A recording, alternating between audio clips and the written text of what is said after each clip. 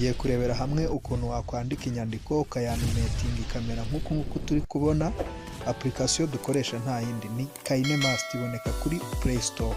Kurikira step by step paka nawe ubikoze. Ikindi ugize ikibazo ujye ukomentinga hasi kugira ngo nzabone uko nagufasha. Ikindi wibuke gukora subscribe kuri channel kugira ngo ibyo tuzadushyiraho byose ujye ubibona mu buryo bukoroheye. Turafungura KineMaster yacu, dukore ahari akamenyetso ko guteranya, bivuze ngo dutangiye video nshyashya. Duhitamo kandi ingano ya screen, twahisemo 16:9. Jya kuri media, tujye kuri background za KineMaster, duhitemo umukara. Turayiha size dushaka kuko iriya background yaje ifite amasegonda 5 kandi twebwe dukeneye gukora ikintu kirenza amasegonda 5. Turaza kuri layer, duhitemo text, twandika ibyo dushaka, amagambo wifuza kwanimetinga.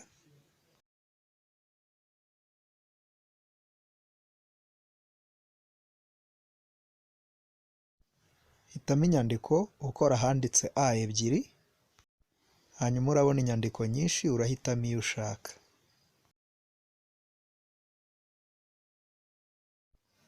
Text yawe ushobora kuyigira nini bitewe n'ikigero ushaka, wifashishije agafresh gafite udufresh tubiri hasi no hejuru kari kuri iriya cadre y'inyandiko. Ku ruhande rw'iburyo rw'umukasi hari akamenyetso k'akazeru k'umweru, niko kagaragaza ibara turi gukoreramo. Turahakora, duhitemo ibara ry'icyatsi.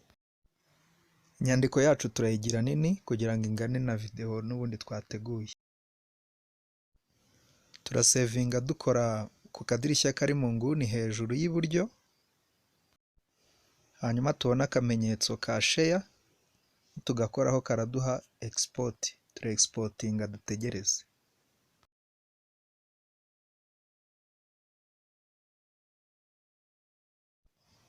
Ubu agace ka mbere turakabonye, tugiye kongera dutangire bushyashya.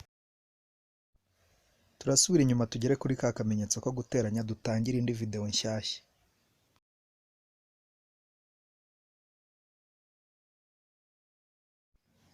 Aha naho duhisemo background y'umukara. Tuyihe size ingana na ya video twakoze bwa mbere cyangwa se yiruseho. Turajya kuri layer, duhitemo video dushaka gukoresha nka effect ya green screen. Nibutse yuko ibijyanye na green screen video yabyo nabikoze, urebye kuri channel yanjye nabyo urabibona uburyo green screen ivaho ukabona indi background nshyashya. Iyi ni light effect, nayi downloadinze kuri YouTube, ziriho nyinshi bitewe n'iyo ushaka. Ngiye iyi ngiyi niyo nahisemo, nawe wahitamo iyawe ushaka. Wayikiritseho ku ruhande rw'iburyo baguha amanimation atandukanye, hari in animation, urahitamo chroma key. Hanyuma ukureho green screen, usigarana umuriro wonyine, ariyo ya light effect yacu twifuza. Ibijyanye na green screen ngira ngo nimureba kuri channel yanjye muzabibona birambuye uburyo bikorwa neza.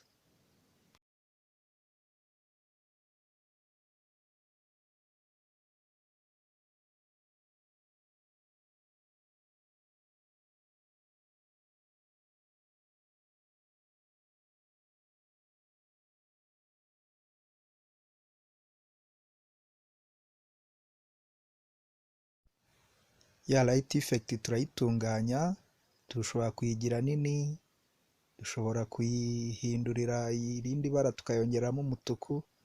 Ibyo byose bigaragara muri green screen nakoze bwa mbere. Hanyuma turajya kuri layer, tujye kuri ya video twakoze bwa mbere twanditse mu magambo y'icyatsi, tuyizane hanyuma tuyifashishe. Ya nyandiko yacu tugiye kuyanimetinga, tugiye gushaka chroma key dukuremo kiriya cyatsi nkuko twabikoze kuri green screen, hanyuma inyandiko yacu isigare nta cyatsi yanditsemo. Inyandiko yacu turafata kuri ka gafureshi ko hasi tuyikwedure yuzure muri taburo ibe nini.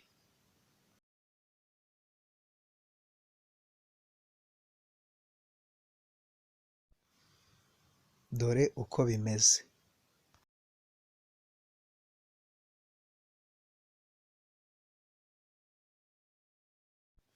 Murabona ko haburaho gatoya kugira ngo video yacu ibe irangiye. Tugiye kongeramo aka effect gatoya nanone ka blending, turayikoraho. Tujye kuri blending, duhitemo multiply.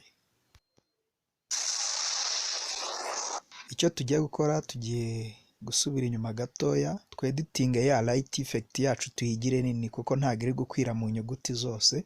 Tuyeditinge ize ikwire mu nyuguti zose. Turafata ka video ka text kamwe k'inyandiko tukagabanyiriza size, tugashyire mu nguni ku ruhande, duhite dusigarana ya video y'umuriro, hanyuma tuyeditinge. Turafata muri ka gafureshi n'ubundi nk'uko bisanzwe, tuyikurure ibe nini, hanyuma dusoze video yacu yabaye nini, wa muriro wabaye munini uri bukwire mu nyuguti zose.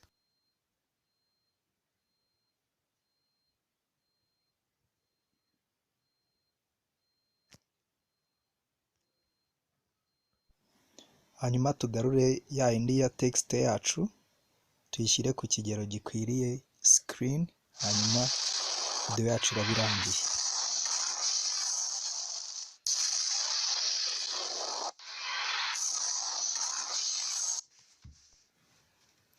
Video ifite amajwi menshi ushobora kuyagabanya, ni ukuyikoraho ukajya ku ka microphone ukagabanya volume.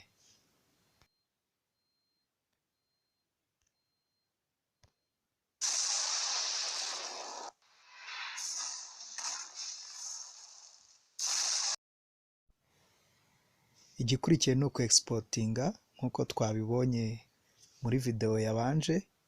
Ni ukujya mu nguni, harimo akantu k'akadirishya ukagakoraho, ugakora kuri ya video ya mbere yo hejuru, asigaye ugakora kuri share, ukajya kuri export, ugategereza video yawe ikaba yageze muri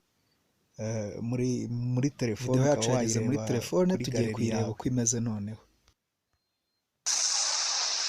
Ndagusaba gukora subscribe, like, cyangwa se ufite ikibazo ukandika muri comment, nzakireba ngusubize.